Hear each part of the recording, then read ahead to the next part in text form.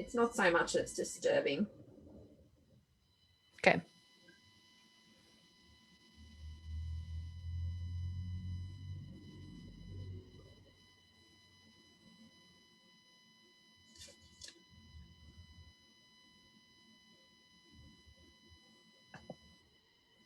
Okay, so we are now live in our Facebook group and we have a number of people already on keen to listen to you, Becky. So that's fantastic. Thank you. What we might do first is just a massive welcome to the people who have jumped on. I'd be interested if you would like to make any sort of comments either in the chat or on the Facebook group. If you've watched any of the other speakers so far and what you've thought of our other speakers, because we've had some fantastic speakers leading up now to the summit, and we've got a few more left for you before the summit wraps up. And right now we have the lovely Becky Andree, and I don't even know where you're calling in from, Becky. Where are you coming from? I am in the United States in Michigan, which is the central part of the United States near the top near Canada. Ah, beautiful, lovely. So is it cool or warm there for you at the moment? Today we had our first snowfall. I didn't Ah, realize it was going to snow. We got quite surprised by it today.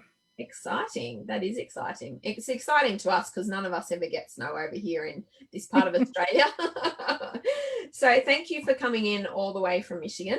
And today Becky is going to be talking to us about how Indigenous wisdom can activate human potential. Two of my favorite things ever, Indigenous Mm. wisdom and human potential. So I am super excited to listen to what you have to share. And what I'd say to everyone who is watching is Becky's more than happy to take questions as we're going. So if it's in the middle of a conversation and you've got something you'd like to ask, just drop it in the chat or in the Facebook group. And from there, I'll hand it over to you, Becky. Perfect. Well, I'm going to go ahead and share my screen because I have some slides to walk us through today. So I'm happy to be here today. I do want to start with a land acknowledgement. So I'd like you to join me acknowledging and paying respects to the traditional custodians of the land where you are today. There is a website that I've sourced that you can go and find out who the custodians are of the land where you are all sitting today. But I sit in Michigan, where the traditional custodians of the land were the Ottawa and the Potawatomi. I also want to take this moment to honor and acknowledge the Indigenous ancestors that came to me through ceremony in the form of a grandmother with a white, thick, long braid that blessed the joining of dominant and Indigenous worldviews to activate the potential in each of us at this moment. So I started with an Indigenous world frame, and I'm going to tell you what that means. I'm going to move into the dominant world frame for a moment. And I don't know about you, but 2020 feels like every second is like, but wait, there's more. It just feels like, could there be more that is coming? Or you might resonate more with the Reese Witherspoon meme of January felt all sunny. February, maybe we're a little bit curious. And in March, we're on the phone, what is going on? And by April, full out crying. And then June through today, it's like, is this ever going to end? But the problem is that even before COVID-19 hit and all of the other things that have happened this year from the natural disasters around the world, our systems were already broken. But we weren't collectively feeling the pain. There were moments that some people felt the pain, but not all of us felt the pain. And partly because we are a bit removed from these systems, and partly because these systems were created in a worldview that isn't regenerative. So we're left with needing to face some harsh realities. And I'm here to tell you, wait, there's more. And while it feels like it may never end, today we're going to explore how Indigenous wisdom can help us activate our own human potential, even in years like 2020. And so I want to start with grounding us in a definition of Indigenous wisdom. And it comes from the book by Tyson Yunkaporta called Sand Talk. And he talks about Indigenous being a member of a community, retaining memories of life lived sustainably on a land base as part of that land base. And he goes on to describe Indigenous knowledge is any application of those memories as living knowledge to improve present and future conditions. Now, there's a couple of things that I really love about this definition. One is that it extends us beyond our stereotypical view of what Indigenous is. So the picture that I have on the slide is typically what we think of when we think about Indigenous, someone who has brown or black skin, all right? But the reality is that there have been Indigenous cultures all around the world, like even in the Nordic regions of Europe, where people were very fair skinned. So what I love about this definition is it expands our stereotype. The second thing that I love about it is that it invites us in, all right? We can all be members of a community retaining memories of life lived sustainably on a land-based as part of that land-based. And it really resonated with me as someone who grew up on a family farm where everything came. We still own the family farm in Wisconsin, but everything we needed came from the farm as far as like food and milk and eggs and everything that we needed. It was very rare for us to even go to the store. And so I like that it acknowledges that I had this connection with the land as well. Now, it is important for us to understand that Indigenous knowledge, wisdom kind of comes from a different worldview. So I want to ground us in what those worldviews are. And we don't think about worldviews, but a worldview is a set of beliefs about fundamental aspects of reality that ground and influence all of our perceiving, thinking, knowing, and doing. These things are not explicit. They're not viewable for us. We just are embedded in them. We grow up in these lived experiences in these different worldviews. And in social anthropology, Robert Redfield suggests that there are really only two worldviews, that there's the recent dominant one, which intensifies and reflects the assumptions supporting colonization. And there's the original one, which he calls indigenous, which is nature-based. Now, I don't know about you, I didn't grow up in a totally indigenous nature-based community. And so I did grow up in a dominant worldview, even though I lived sustainably with the land. I still am in the dominant. But what I've realized as I've gotten more into indigenous practices is that I keep a foot in each worldview, and that really helps me. And I'm going to share a little bit more about that later. But I want us to get, worldview is kind of abstracty. I want us to understand it from a practical standpoint. And so I'm going to look at it from fear, authority, words, nature, learning, etc. All right. In the dominant worldview, we look at fear, we're either trapped or we avoid it. And we see this every day in social media with people responding about what they believe about COVID and what they don't. I mean, a lot of it is oriented in fear. Our authority comes mainly from an external source. We look for someone to give us wisdom or guidance and to help us know what's true. Words tend to be deceptive, and we don't have to look much further than marketing slogans where they tell us that there's some pain that we didn't know that we had and they magically have the solution. Nature is avoided or controlled. If you have a lawn, you're part of that dominant worldview of trying to control nature. Learning is very fragmented, especially in the school system. So we learn English, we learn math, we learn science. It's all separate. It's very fragmented. Our duty in the dominant worldview is about our rights. What are my rights? It's about protecting me. Competition is viewed as who's going to win. Thinking is dualistic, so either or type of thinking. And even kind of this dualistic thinking that I'm putting out here of dominant versus indigenous. There are some areas in between. Connection is really detached. I want you to think about how we live. We live in these separate boxes from each other, and we very rarely get together in community. And then materialistic tends to be things. From an indigenous side, fear is viewed as an opportunity to practice virtues. Authority comes from internal. Our words are truthful, always. We would never tell a white lie. Nature is very integral, engaged, and we learn from it. Learning is holistic. So it's in the moment, it's in the stories, it's in through nature.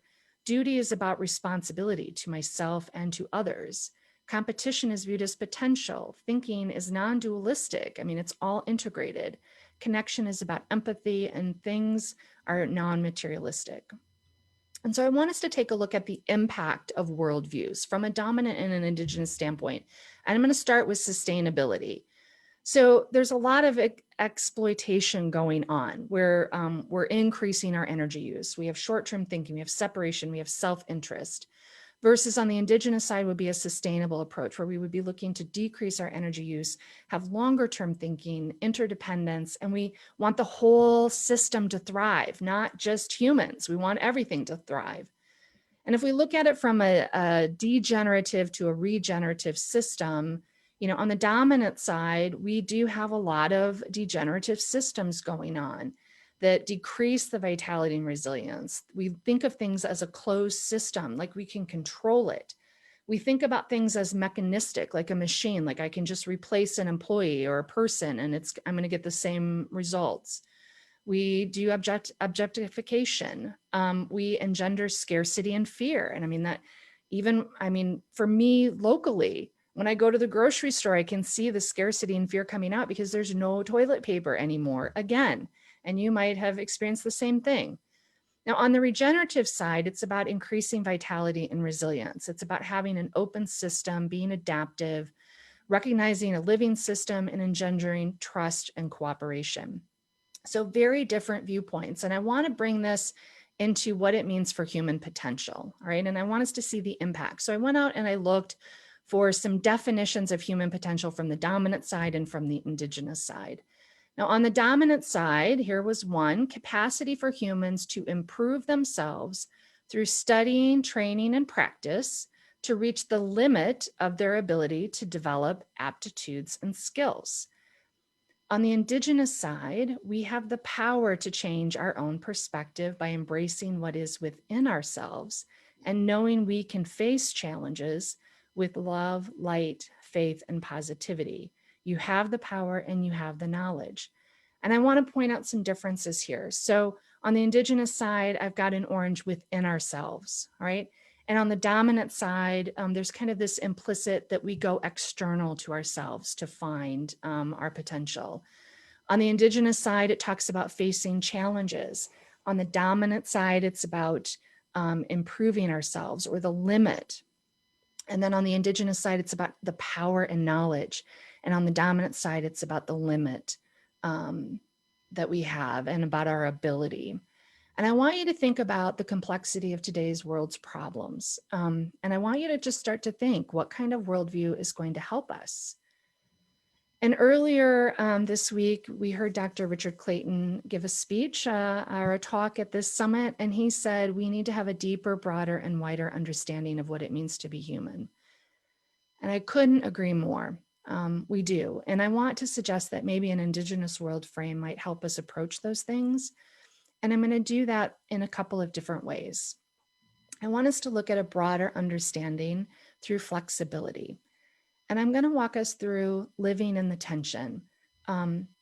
There's polarities going on.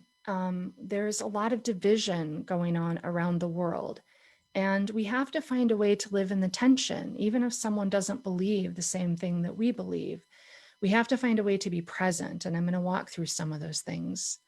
We need to find a way to be connected, not only to each other, but to the earth and to the future that we won't be here for, but our great, great, great, great, great grandchildren will be. We need to really do some deep work. We need to be focused on thinking, knowing, and gratitude, and I'm going to cover some of those things. And we also need to be really mindful about rituals that really connect us to spirit, to each other, and really connect us to this way of being flexible and living our virtues. So I want to start with living in the tension. So I've kind of talked about these two different worldviews of dominant and Indigenous. And there's some tension to that, right? I mean, the dominant worldview has been around for some time. Businesses and business schools, they continue to perpetuate it. Revenues and profits are important, and our everyday lives kind of value living in the me, at least for the majority of us. Yet there's also this Indigenous side of valuing the we. Now, we can't romanticize and think, oh, we're just going to go back to Indigenous ways and live off the land. I don't think that's going to happen. So I really resonate with Rian Sutterwhite when he gave a talk just recently, and he showed this graphic. And I really resonated with him saying, we need to live in the tension. We need to understand that a lot of our systems were formed in the bottom part of this circle, the valuing me. where it values scarcity. It has a short time scale. Humans are valued as the center. It's a mechanistic system. We think about things through a machine and control, and we think about increasing individual capacity. But there is some brilliance and some wisdom and some gifts in the top part of the circle, which is from an Indigenous world frame of valuing the we, where abundance is possible, where we recognize things as living systems, where we increase the system's capacity to be regenerative and create vitality and resilience, where we think about longer time scales and we place the ecosphere at the center of our values. And I think today we live in a world where we have to be able to navigate both. We have to be able to look at the tensions that are existing between short and long term and hold that space and try to work with it. And so I'm going to use a couple of Indigenous stories to help us explore this tension, and then I'm going to invite you in for some reflection. So I'm going to read you a story, and this is from Indigenous, I don't know what tribe it comes from, but it really talks about the evil versus good tension. So the grandfather says to the boy, "A fight is going on inside of me. It is a terrible fight, and it is between two wolves. One is evil. He is anger, envy, sorrow, regret, greed, arrogance, self-pity, guilt, resentment, inferiority, lies, false pride, superiority, and ego." He continued, "The other is good. He is joy, peace, love, hope, serenity, humility, kindness, benevolence, empathy, generosity, truth, compassion, and faith. And the same fight is going on inside of you and inside every other person too." And the grandson thought about it for a moment, and then he asked his grandfather, "Which wolf will win?" And the old Cherokee simply replied, "The one you feed." Now, there's several things that I love about this story, all right? You might have resonated more with maybe the good versus the evil, but the grandfather doesn't privilege one over the other. He just simply states that they both exist. And the thing that I love about these Indigenous teachings is the grandfather might tell this story to the grandson a number of times in his lifetime. And each time the story takes on a different meaning. So early on in his life, if the boy is 10, he might think about feeding the wolf as who I hang out with. If he's maybe now found a partner in life and has children, he might start to think about feeding the wolf as the words and thoughts that I use with my partner or with my children. Later on in life, as a grandfather, he might see the nuance of the tension, and he might realize that the situation requires from you in this moment is based on context. And so that there are moments for sorrow, there are moments for anger, and that you need those moments in order to experience the other of peace and joy. And so the Indigenous stories do a great job of kind of letting us sit in that tension and live in that tension. I want to share one more from the Iroquois that have a philosophy: in every deliberation, we must consider the impact of our decisions on the next 7 generations. And I just want to pause there for a moment. I want you to think about what 7 generations is. So often we're just focused maybe on our children or our grandchildren, but this is 7 generations. So 7 generations, 6 generations past your children, 5 generations past your grandchildren. And every decision they made was based on what was going to happen. And we're in the US, we're getting ready for Thanksgiving, and there's this fairy tale that is put out that the Pilgrims and the Indians had the first Thanksgiving dinner. And I mean, it's not real. It didn't happen. And in fact, the Indians had a lot of deliberations about whether to hold relationship with the white people, because the white people did harm to them. They came in and they killed them. They brought disease. But in the deliberations, they were always thinking 7 generations out. What happens if we don't maintain this relationship? Will we have a generation? And so they understood this tension of, yes, they were getting hurt, but they needed to be connected in order to maintain the future. And so I want you just to pause for a moment, and I want you to reflect on tension. And I have some questions that I might suggest. What world has informed how you view tensions? How have you navigated tensions in the past? Have you avoided them? Have you controlled them? Have you jumped in? Have you held space for them? How might you navigate tensions in the future based on what we're talking about tonight? And what new insights are emerging for you in this moment? So before I move on to being connected, I just want to pause there, Michelle, and see if there's any questions that have come in. Yeah, sure.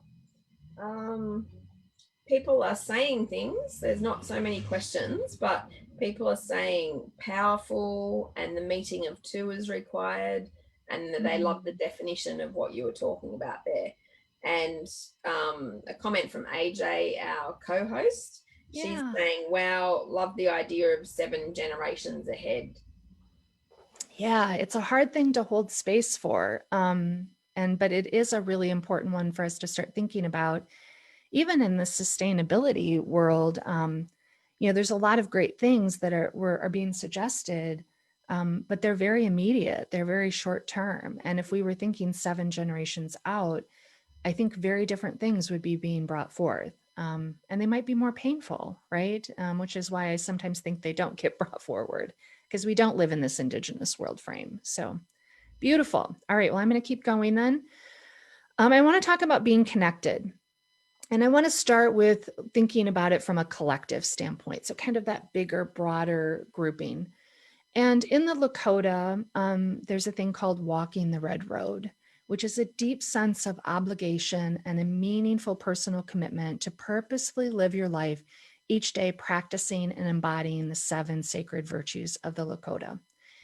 And so before I share them with you, I want you to get in your mind a person that you've had a strained relationship with lately. Maybe you've had a difference of opinion. Maybe you've had a falling out. Maybe it's been several years since you've been in connection with that person that used to be in your life. And I want you to think about what might happen to that connection if you were living these 7 virtues. If you were living a daily life of prayer, of honesty, of humility, of compassion, of respect, of generosity, and of wisdom. And what would that be like to walk that red road? And would that help with healing maybe some rift or some relationship that has fallen to the side? But this was something that really guided them. And I think sometimes we are so far removed from each other that we don't have this collective. Now, some people have these beautiful sayings on their wall, this family, we do this and we do that. And that's a great start. But it's even like bigger than that. Like, what are those virtues? How are you going to show up in your everyday life? I want to talk about connection through relationships, and I'm going to use an example from the book Braiding Sweetgrass by Robin Wall Kimmerer.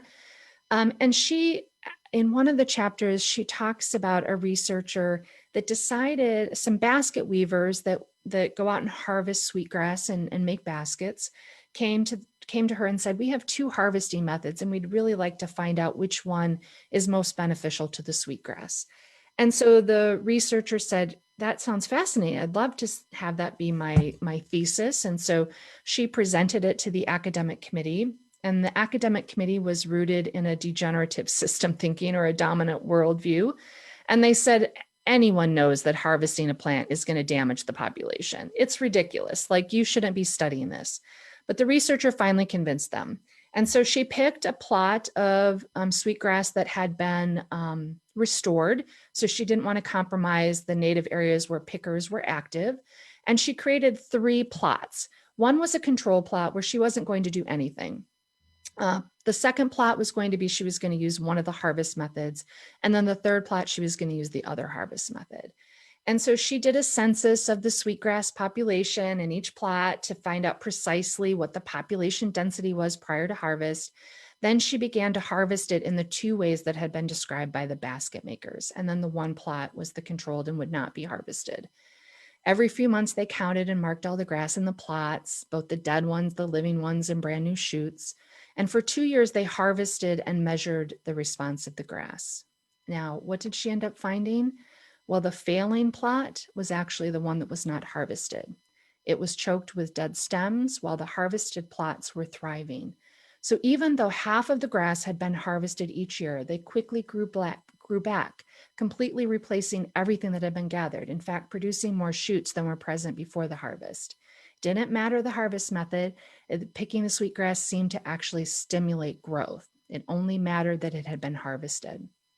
Now, what's interesting is the basket weavers had come to her and said, with these two methods, look, we have we use different methods, but we have the same philosophy. Take only what you need, never take more than half.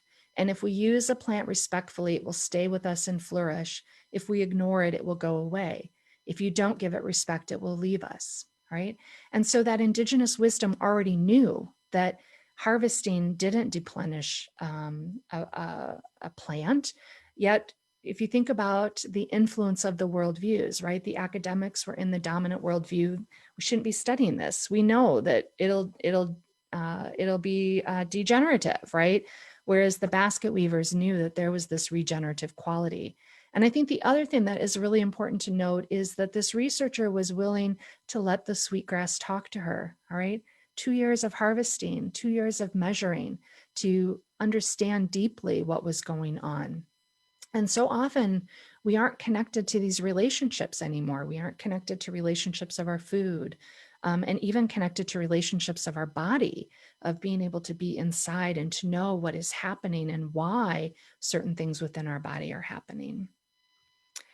And there's also a great way of being connected daily that you could start doing today. And the picture that I have here is from the family farm where I grew up, walking around barefoot up and down the path as I went down to the hollows. Is that your family farm, that It road? is, it is Wow, the family farm. Yeah. My that's brother just really took it stunning. this fall.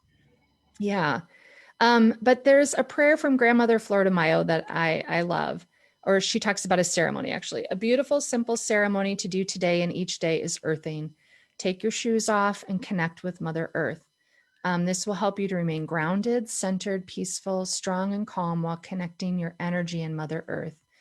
And it's funny, I still do this every day, even on a snowy day like today. I take my shoes off and I walk out to the mailbox. And invariably, my neighbor George, who's in his 90s, will call me and say, I saw you walking outside without your shoes on. Um, but I think it's just really important. For me, it's about being connected to the seasons, to the weather, being connected to the earth. And it's just that simple way of practicing connection. So I'd invite you in to find some way for you to have a daily practice of connection. And maybe in the chat, people can share connections that they have. Yeah, what they do for their connection practice. That's great. Yeah. And then we can learn from each other. But I have some reflection questions again. What worldview has informed how you view connections? How might the meaning of connection have expanded for you today? How might you navigate tensions in connections? Because oftentimes there are lots of tensions there. And what new insights are emerging for you in this moment? And I also want to say that I did put together a workbook for everyone. So at the end, I'll pop in a link to the chat and I'll pop in a comment onto the video so that people can access the workbook as well. So in case you're frantically writing or taking screenshots. I'm going to pause there. Michelle, any questions or insights from people? People are saying about a daily commune with nature, the bush or the beach, and saying love getting barefoot in the grass and soaking in the sun and doing sun salutations. So I love that. there's a lot of people that are liking the idea of connecting with nature. Someone else is saying daily walk, taking more close notice of the birds and bees in my front yard. So that's beautiful. That is beautiful. Yeah. And even when in the US, we were kind of on lockdown for a while, I remember a lot of people commenting about seeing all the birds.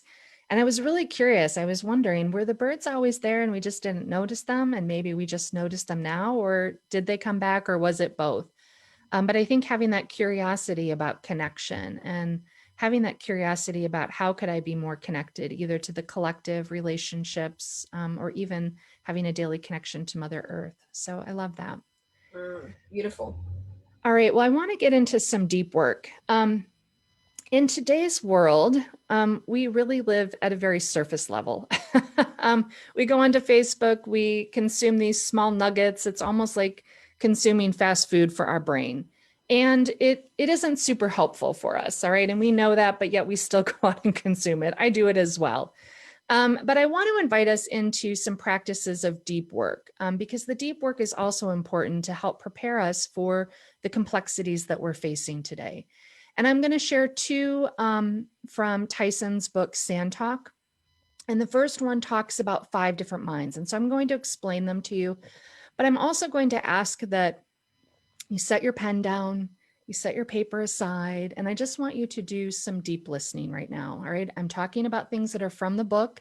So you can always go back and look at the book and you can rewatch the video later on. But I just want you to be present in this moment and really think about this. So he talks about 5 different minds, and he says we can think about it as open source and we can create new names and navigate it for ourselves. I haven't worked with it enough to come up with that on my own with my own language. So I'm just going to use Tyson's language, but I also want to invite you in to not think about this as concrete, but to think about this as something that you could work with and you could interact with. So the first one he talks about is kinship mind, which is about relationships and connectedness. It's a symbol. You'll see the symbol shows connectedness between 2 things, right? Places or people or knowledge or any combination of those, and maybe even synapses in your brain. But these 2 distinct entities form a pair, and they're connected by a relationship which is represented by the line at the center. And then each entity is connected out to a multitude of other pairs, and the relationship is dynamic and responsive to those shifting contexts. And there's a tension and balance maintained between the individuality of each entity and each pair and their interdependence in a network of pairs. He talks about the story mind, which is the role of narrative in memory and knowledge transmission. It's the symbol that shows 2 people sitting together, so the 2 C's, bringing their stories together to share through sand talk to extend their knowledge. It's a way of thinking that encourages dialogue about history from different perspectives, as well as the raw learning power of narrative. And so these stories or yarns are a process of how stories come together and they begin to have meaning, an exchange of ideas to be awake and to grow. And I want you to think about the exchange of ideas that we have with people. Is it awakening and growing us? He talks about the dreaming mind, which is using metaphors to work with knowledge. So the circle on the left represents abstract knowledge, and the circle on the right represents tangible knowledge. And the lines above and below represent communication between these physical and non-physical worlds, which occur through metaphors. He talks about ancestor mind, which is about a deep engagement, connecting with a timeless state of mind for learning. So this might be categorized by complete concentration, engagement, and losing track of linear time. So this could happen in meditation. It could happen in journeying. It can involve immersive visualization and extra cognitive learning, such as revealed knowledge in dreams, and even inherited knowledge in your cellular memory if you kind of get deep inside of your body. He talks about pattern mind, which is seeing the entire system and the trends and the patterns within them, and then using that to make accurate predictions and find solutions to complex problems. So you'll see there's 3 lines with 3 sections. Each section represents the line from the kinship mind symbol, which is 2 elements linked by relationship. And then you can see at each point a new pair begins, linked by a new relationship. So it's about a holistic contextual reasoning. And they also have a symbol that brings all of it together. Now, I want you to notice in their description of these 5 minds that come in, right, there's a visual that is kind of almost visceral, like it explains what's going on. And then there's a different way in which that mind is used. And I just want you to reflect for a moment. If we used those 5 different kinds of minds, how might that help us navigate these tensions that we are living in today? All right, and just be able to do some deep thinking. He also talks about deep knowing, and I want you to still stay in deep listening.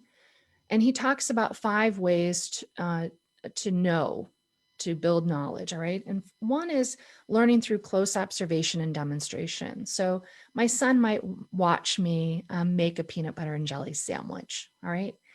Then I might pass on that knowledge with a helping hand by actually having him help me make parts of the peanut butter and jelly sandwich. Another way of knowing is passing on the knowledge verbally in activities like yarning. And so my son might go and tell a story to his friends about how he learned to make peanut butter and jelly sandwiches and what he loves best about peanut butter and jelly sandwiches in our family.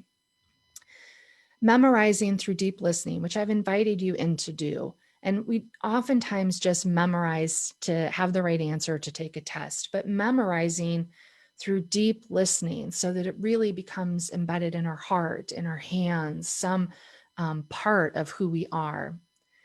And then thinking, reflecting, and understanding. And we oftentimes just do not spend enough time in this. I mean, oftentimes when I'm working with my coaching clients, it's about finding some sort of practice, whether during their commute or in the shower, of really consciously doing some thinking, reflecting, and understanding to help us build our complexity of thinking. And the last part I want to invite us into is deep gratitude.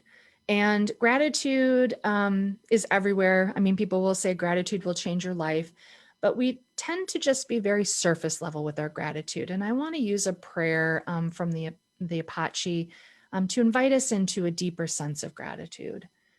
I look behind me, I'm filled with gratitude. I look forward, I'm filled with vision. I look upwards, I'm filled with strength. I look within, I discover peace. And so, it can be great to have kind of this ritual, but I would invite you into some deep gratitude to really connect with spirit and to connect with all of the things in your life that you have deep gratitude for. And maybe you might even want to have kind of a practice of getting into the Indigenous worldview before you start doing this. So you can kind of think about abundance, you can think about living systems, and kind of stay in that mind space as you work into deep gratitude. And I want to invite us into some reflection points around deep work, of what worldview has informed your relationship to deep work. How might the meaning of deep work expanded for you today? How have you navigated the tensions of deep work with short-term thinking that is very privileged in our everyday life? And what new insights are emerging for you in this moment? So I want to pause again, Michelle, and see what people are sharing with us or what questions they might have. Yeah, sure. So let me just get back into the comments. So someone's saying that when you had the symbols come up, interestingly enough, they were saying that they were studying the symbols last night. Oh, Those good. same symbols that you used. And then someone else is talking about a labyrinth spiral. Yeah. Yeah. Food, fast food for our brain. Love that. Fills us up. Yeah, I'd like us to fill our brain with some slow food. Some Yeah, deep. slow food. And I think that there's a bit of a fear in society for doing deep work. I don't think Yeah. it's Why something. why do you think? Why do you think that fear is there? Um, well, I think largely a lot of people don't really know themselves well. Mm. And so there's fear of the idea of getting to know yourself better or challenge yourself or reflect. And a lot of people are just consumed with the day-to-dayness of their world rather than really thinking about what impact they want to have. Yeah, I what really resonates for me with what you're saying is whenever I start coaching a new executive, what's really interesting is, we oftentimes start with an assessment, which is that external view, right? What does someone else say about me? How do they categorize me? But as we begin to work together, we actually move kind of away from that. We might touch back into it periodically, but we start to have it come from within. And it can be a really beautiful thing. And Yeah, even it about that definitely human, can be. I and think even if, go ahead. I was just going to say, how do you think we could encourage more people to do the deep work?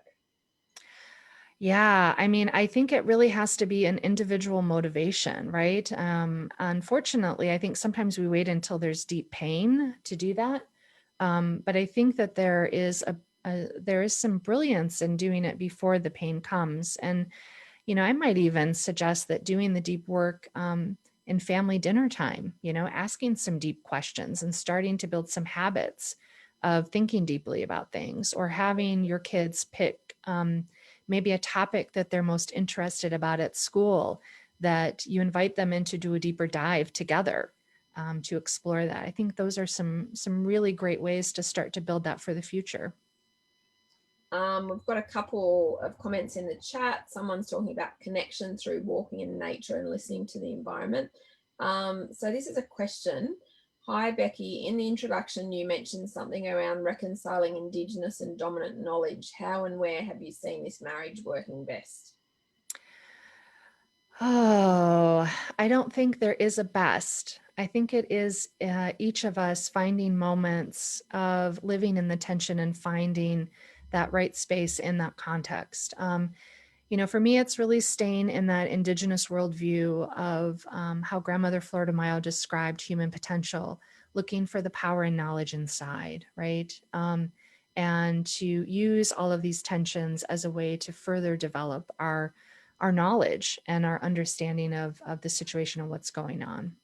But I'd love to hear from the person that asked the question, if maybe, or others, maybe they've seen it working well in certain areas. Yeah, there's a couple more comments, not about that specifically, but someone said, I think this is around the challenge of getting people to do deep work, because there are also intergenerational wounds and we are fearful of them arising as the reason. Yeah. And another guy is saying, yes, this idea of what do you want to be when you grow up, but we should never stop growing and learning and thinking. So, Yeah. yeah. It's really interesting. I mean, oftentimes, leaders feel like they've arrived. And part of the work when I'm working with them is to get them to understand that we never arrive. We're always moving into a new way of understanding or a new way of being, especially with this deep work. And I think if I could say anything, it's the deep work that we really need to be grounded in. I mean, just think about if you're going to flourish if you're just eating fast food.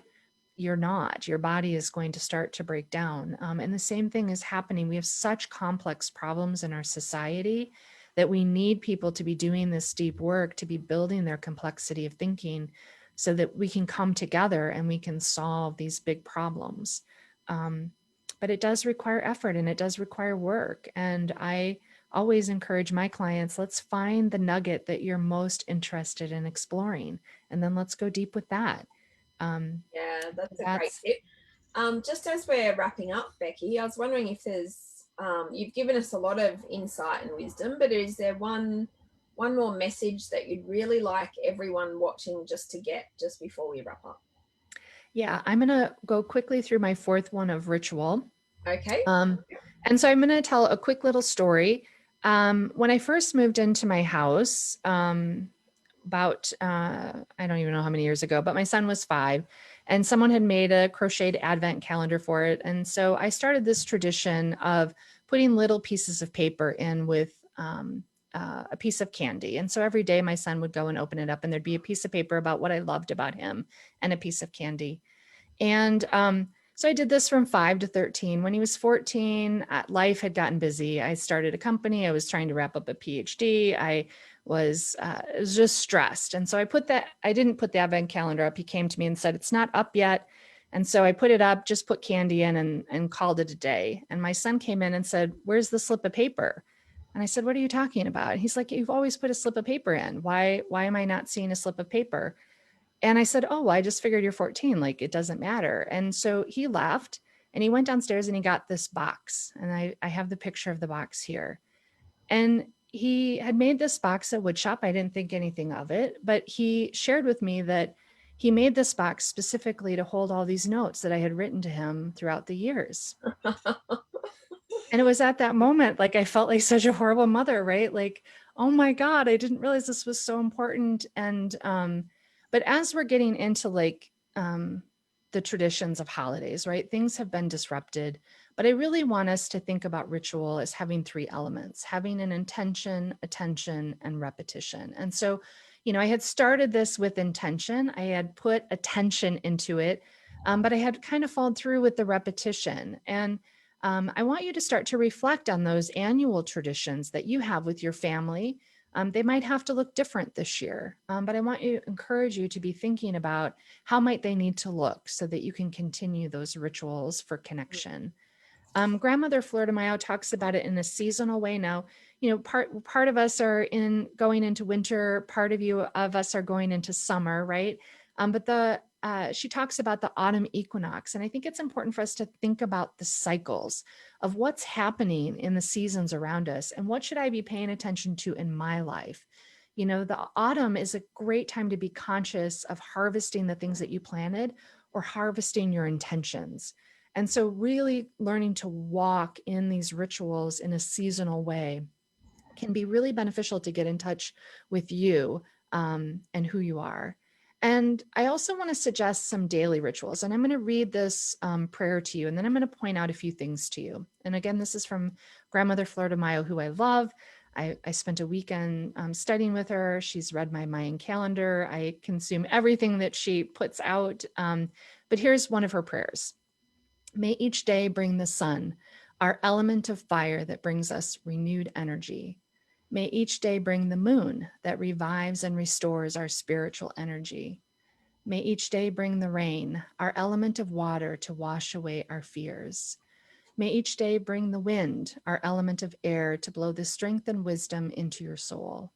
And may each day help us on our spiritual path to walk with integrity, honesty, and happiness. And may each day bring love, light, and blessings to the four directions. So I want you to just kind of reflect on this. I mean, she talks about the different elements, about the earth and beyond, acknowledging the gifts of the sun and the moon. She talks about values of integrity, honesty, happiness, and love. And what I really love about this is I want you to notice where she used us versus me. All right.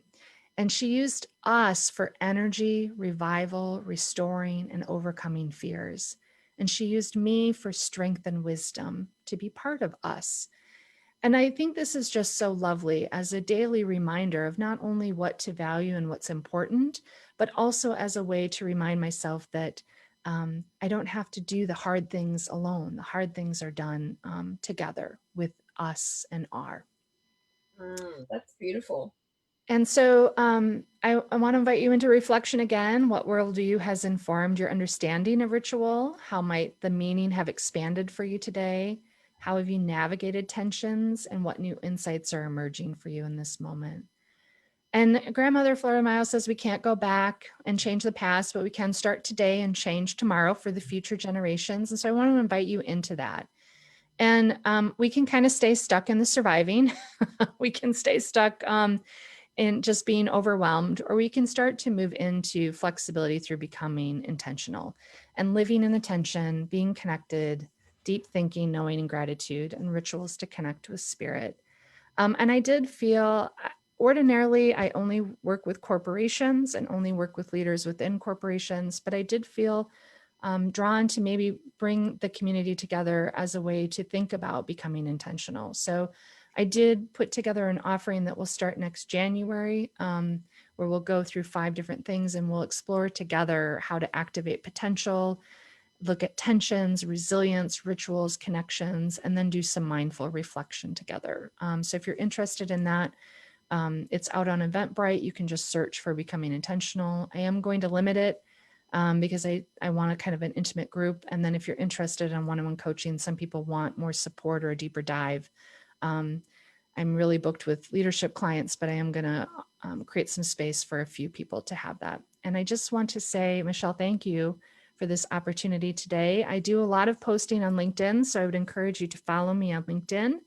And we'll pause there and see what questions or insights others have. Hey, beautiful. Thank you. I think you've done a beautiful job of addressing them as you've gone, because I'm pretty sure we have read out everything that people have posted. So might I just say a massive thank you to you, Becky. That was hugely insightful, and I love the bringing together and merging of Indigenous wisdom and dominant thought. And I think there's a lot that we could all learn from that moving forward. For those of you who are online, if you would be interested in coming to our online immersion program that we have coming up, it is going to be on December 12th, and we have a retreat only price for you of $67. And afterwards, it goes up to $111. And the link for that is in the feed. So we have a few more people coming to you later on today, and we hope you are enjoying the retreat, the summit so far. And thanks again to Becky from coming in all the way from Michigan. Appreciate it, Becky. Yeah, no worries. Thank you for having me. Okay, take care.